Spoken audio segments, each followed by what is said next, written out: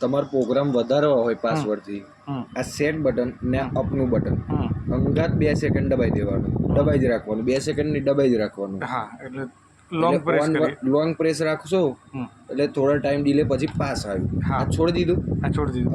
આપને માગે કે કયો નંબર એટલે અહીં જતું રહેવાનું 30 નંબર 30 માં 30 નંબર નાખવાનો. હા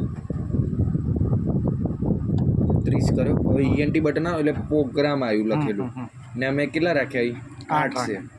અને પહેલા બાય ડિફોલ્ટ કેટલા આવે છે? બાય ડિફોલ્ટ 2 જ આવે બહાર.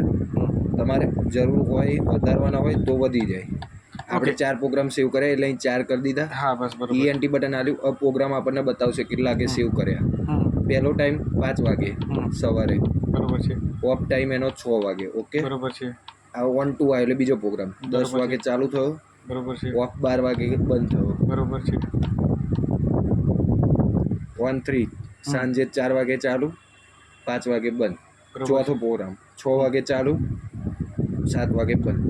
આને આવ્યું અવર્સ આવ્યું આપણું રિયલ ટાઈમ.